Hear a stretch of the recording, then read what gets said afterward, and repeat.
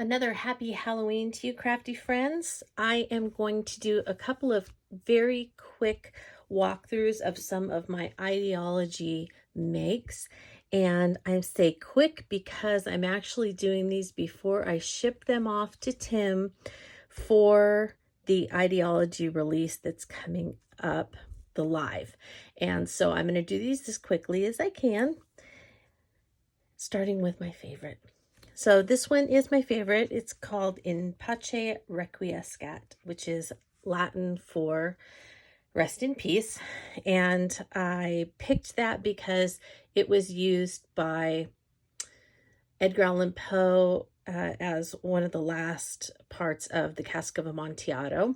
And so there's a little bit of inspiration from this from Edgar Allan Poe, but the main inspiration for this piece, it started out as a haunted mansion kind of thing. But then as I got to working on it, I really drew much more inspiration from a cemetery that I visited with my sister back in Philadelphia called the Laurel Hill Cemetery. And I was walking along the Schuylkill River, and I always mispronounce that, so my apologies to anyone from Philadelphia. But as I was walking along the back part of the Laurel Hill Cemetery along the river, they had all of these mausoleums back there. And so I started to just, kind of think about that. And that's where I drew my inspiration. I'm not going to do a tutorial on this piece because there's so much to it that is really kind of personal for me. But I do want to give you enough information that you could... There's my cat Leota. She always has to get in on the act. I want to give you enough information that you could maybe do some parts of this for yourself if you would like. So let's start off with the fact that I used some etc. tombstones. I used the number 8 tombstone, and here is the small tombstone. And then this is actually made from the leftovers. She's really okay. She's just sitting on the chair behind me and just wants me to stop and pet her.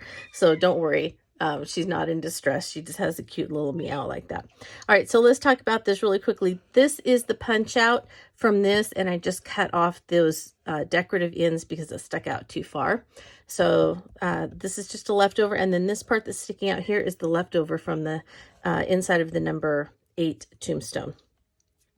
These were a huge part of the inspiration. I absolutely love these new metal gates from the release, and they are called the Ornate Gates. And then I added to that a little bit of chain and one of the locks from the Lock and Keys adornments.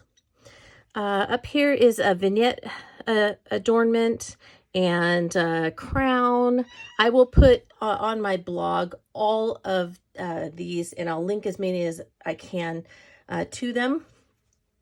The thing that makes the multiple mausoleum and then the archway for these fit perfectly in, those are the new window baseboards, window frames baseboards, which are so cool, and I can't wait to use those for other seasons.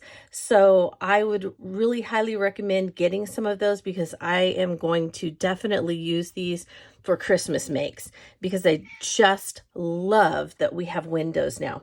But for Halloween, they ended up in my cemetery. I used some of the new, these are great, aren't they? The new tombstones that came in this release. Of course, the gates. I made these little, I don't know, pillars, I guess. And I used the grit paste, that one, just regular grit paste, because I was painting over it. So I didn't want to use my, the wonderful Crypt grit paste with the little, I only added that here and there on bits and pieces that I wasn't going to paint over. So use your Crypt grit paste sparingly and only when you're not going to paint over it. This is regular grit paste, and I painted over it with multiple colors, lots of grays, lots of greens, and some browns and things thrown in there. One of my urns was broken, and so I just decided to go with it and put the bottom that was left over on the top of the little pillar. So these are just wooden blocks you get at the craft store. And I used my grit paste through a couple of stencils. And also on these, I used other stencils for some of these, the sides. So you always have to do the whole bit, and you can even see on the side of this and here I used the grit paste through the cobblestone stencil. This lettering is a really old Sizzix, and so I will link that. I don't know if you can get it or not. This was one of those, in fact, I'm going to grab it right now. Here you go. It was one of those, whatever this is called, Thinlit or something. Spooktacular was the name of it. 658714. And so, yeah. And then I also have this in the big size because I loved this font. So I do have that in the big regulation size too. But the smaller size fit better on here. And so I used it for Xavier. And so a couple of little things on that, you know, are just kind of for me. So Xavier is the name of Exitencio. He's one of my favorite Disneyland Imagineers who worked on the Haunted Mansion. So I used his name, and it's also, I named my cat after him. So he went by X instead of Xavier, but so I used that as the name here. And then 1846 is the year that Edgar Allan Poe published The Cask of Amontillado, which is one of my favorite short stories. So I used that on the walled up mausoleum. And, you know, strangely enough, I know that there's in the Haunted Mansion, there's a kind of a tomb that has like an arm sticking out, like it's blocking up the tomb. But when I was at the Laurel Hill Cemetery, they actually had a mausoleum like this with bricks out of it. And I took a picture of it because I was like, are you kidding me? That, you know, I wonder if they got their inspiration from here or what.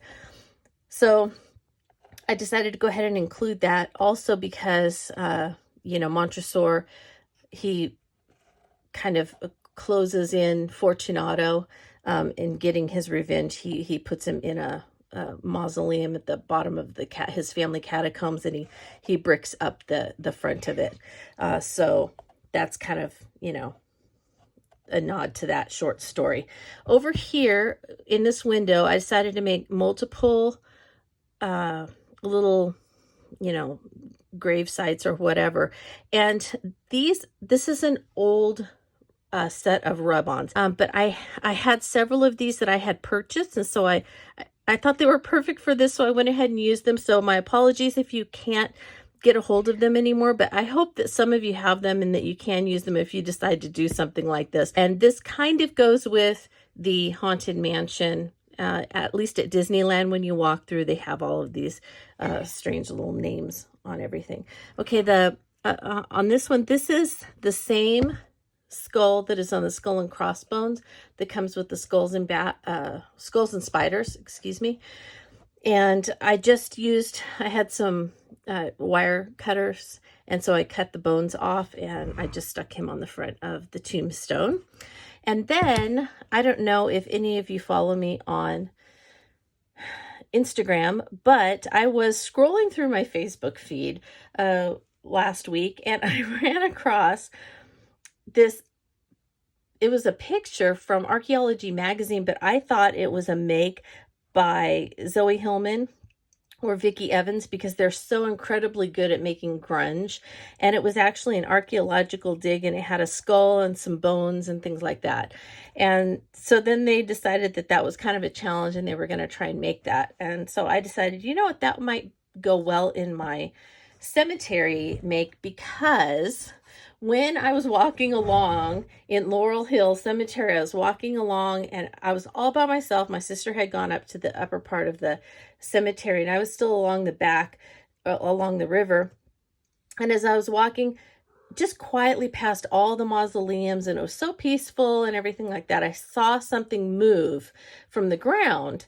And it was a quick movement, and it was just in front of me, and I jumped, and I kind of went over, and I looked, and it was my first groundhog I'd ever seen. There was a little groundhog that had made his home there in the cemetery. And I got to thinking, oh my goodness, what if he like dug someone's grave up or something like that, or caused one of these mausoleums to kind of collapse in, you know, on itself. And so I kind of took that, you know, a little farther, and I paired it with my archaeology photo and the challenge kind of. And so I did a little kind of archaeology dig that, you know, some of the bones had been unearthed, that had been buried. And then last but not least, I have this little, I made a little bone collector wagon, and I used that Halloween word plaque. There we go. So it says bone collector on there. And I just kind of put this as like if it was maybe a cemetery worker at the Laurel Hill Cemetery that had to go around and kind of clean up and that kind of thing. So he's got his little wagon with some dirt in it and some bones that he's picking up and cleaning up after the groundhog. All right.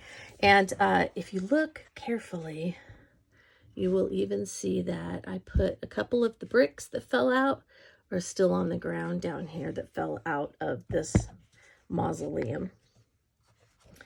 And I think that's pretty much it. I have a couple of little Sizzix dies back here from, it was a recent release. It was one of the, I actually have that here. I'm not very prepared, am I? It's this one. I don't have the name of it on the back. Oh, yes, I do. Funky Nature. There you go. Look, I was actually prepared on that one. So, yeah, I cut out some of the Funky Nature and in the black craft stock and just kind of stuck that around there like it was growing up. And then these are, if you followed me for very long, you know that I love to use the brooms from the releases, and then I just take the handles off of them and I make them into kind of like dead plants. So there you go. This is, honestly, this one is my favorite out of the things that I made for this Halloween Idea-ology release. I absolutely love it. There's so many things that are just special to me, and that just little details that are just for me. I just really wanted to be in the make, if that makes any sense. I just was so in the process and just so enjoying making this that I didn't take photos for a tutorial. And so I do apologize for that, but at the same time, I kind of am not sorry, because I really, really loved making this and I had such a great time. So if you have any questions, I am willing to try and answer them and try and help you through it if you would like to try and replicate any parts of this. But I hope that this at least gave you a little bit of information so that you can take some of what I did and then just make it your own. All right. Thank you so much for sticking with me for this little talk through, and I'll see you in the next one.